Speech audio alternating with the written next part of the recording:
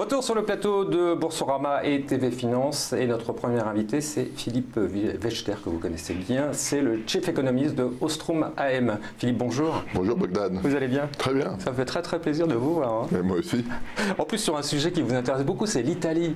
Ah y est, on est sorti de l'ornière. Non. Non, on n'est pas sorti de l'ornière parce que voilà, on a probablement un gouvernement. Il y a plusieurs questions qui se posent sur ce gouvernement. D'abord sur la durée de ce gouvernement. Il y a des gens du Nord qui détestent le Sud et il y a des électeurs. Le mouvement 5 étoiles est un parti du Sud. Donc on peut s'interroger sur la durabilité du mouvement. Et puis après, quand on regarde les mesures, il y a plusieurs questions. La première, c'est que dans le programme, il y a 3 mesures économiques fortes. La première porte sur les retraites. Là-dessus, les deux partis sont plutôt d'accord pour remettre en cause la réforme qui avait été faite il y a quelques années. Et puis, il y a une mesure du Sud qui est celle du revenu universel et une mesure du Nord pour baisser les impôts. Et donc, laquelle des deux sera prioritaire? Ça va être intéressant à suivre. L'autre point est que le risque, c'est que s'ils mettent en œuvre toutes ces mesures en même temps, eh bien, ils vont être à la fois dégradés par les agences de notation, parce que le déficit public va s'accroître de façon significative, et ce qui posera à ce moment-là de vrais problèmes de liquidité sur le marché, parce que si vous êtes dégradé par les agences, est-ce que la BCE pourra conserver le même comportement? Sûrement pas. Est-ce que l'Italie pourra faire appel au mécanisme européen de stabilité pour avoir des subsides? Sûrement pas, parce qu'à ce moment-là, il faut s'engager dans un programme de réforme, etc. Les marchés ne veulent pas y croire. J'ai l'impression que le marché ne veut pas donner de chance aux produits. Non, j'ai l'impression que ça m'a donné sur cette semaine quand même. Non, c'est qu'il y a une vraie inquiétude. C'est l'Italie, c'est 132% du PIB. Pardon ? La dette. Oui, la dette, oui, pardon. Le programme n'est pas un programme qui relancera l'activité. Or, le vrai problème de l'Italie, c'est que sa croissance est très faible. Parmi les grands pays, c'est le seul qui n'ait pas retrouvé son niveau de PIB de 2007. Donc, il y a un vrai problème de croissance.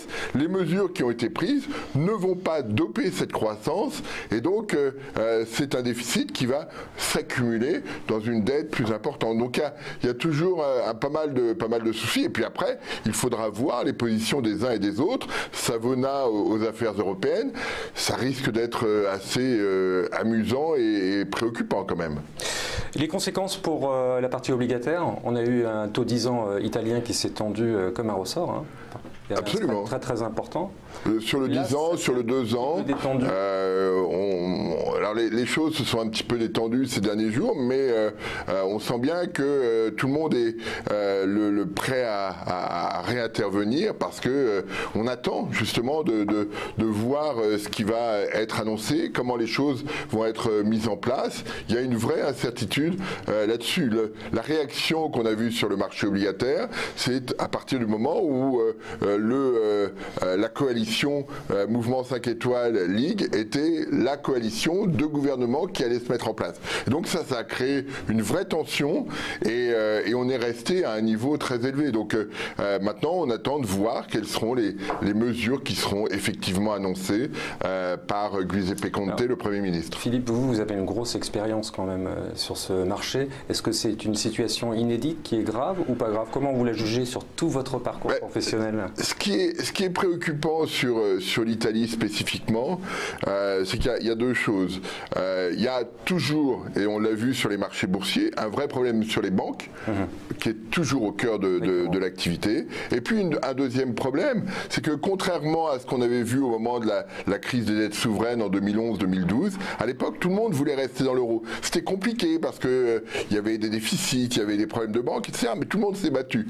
Là, potentiellement, il y a un vrai problème politique, c'est-à-dire que l'Italie donne le sentiment de vouloir se de vouloir réduire les contraintes européennes qui pèsent sur elle. Et ça, c'est assez nouveau. Et c'est en cela que l'Italie est particulière aujourd'hui. Très bien. On continue avec l'inflation en zone euro. Un petit commentaire là aussi. Oui, vous avez beaucoup écrit, j'ai tout lu, mais... Une inflation à 1,9%, c'est pas dramatique. Il y a une accélération assez marquée du prix du pétrole. Vous évoquez le pétrole à 77 $.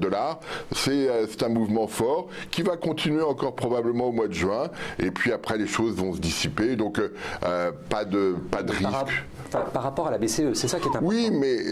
on n'est pas dans les clous de la BCE. Vous l'avez toujours dit. Hein, on est à 1,9, donc, mais le point ici, il y a deux choses. On est à 1,9 globalement, et au regard du prix du pétrole, si on reste à 77 $, ce taux d'inflation va se ralentir dans les prochains mois jusqu'à la fin de l'année.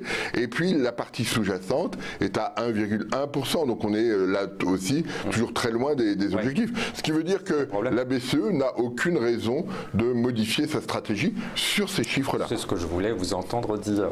Voilà, on va parler maintenant des États-Unis, ces mesures protectionnistes, ces taxes douanières sur l'acier et l'aluminium. Qu'est-ce que vous en pensez? La question à laquelle on est confronté, c'est qui va y gagner? C'est-à-dire que d'un seul coup, Trump dit, voilà, vous êtes mes alliés, l'Europe, le Canada, le Mexique, et je vous taxe. Pour des raisons de sécurité intérieure. C'est-à-dire que s'il y a un problème aux États-Unis, je ne suis même pas sûr que vous viendrez m'aider. Donc là, il y a une vraie question philosophique. Après, il y a tout un tas de questions qui sont posées sur la répercussion sur le commerce mondial. Le secteur de l'acier aux États-Unis va être aussi perturbé. Le prix sera plus élevé. Et donc, ça va avoir des conséquences non négligeables, parce que pour une personne qui travaille dans le secteur de l'acier aux États-Unis, il y en a 40 qui en dépendent en aval.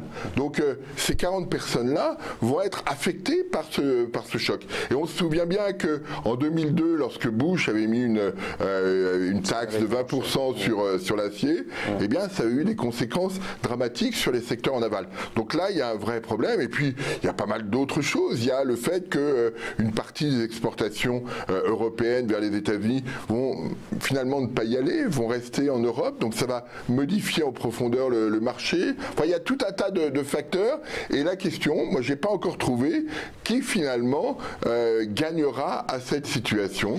La réaction de Bruno Le Maire qui dit on va réagir très, très rapidement, vous y croyez? Qu'est-ce qu'il peut faire? Qu'est-ce que les Européens peuvent faire? Et ensuite la France? Les Européens ont indiqué qu'ils voulaient mettre en place des représailles sur le Bourbon, sur les Harley-Davidson, enfin tout un tas de choses, mais c'est aussi, le Canada aussi a indiqué le même genre de comportement, mais c'est un comportement qui crée des enchaînements et qui peuvent être négatifs. On est tous très dépendants de l'environnement, de la dynamique du commerce mondial, et ce commerce mondial qui allait mieux depuis un peu plus d'un an maintenant, eh bien risque d'être fragilisé, et c'est une situation où finalement on peut tous y perdre. Voilà. Et personne n'a y gagné.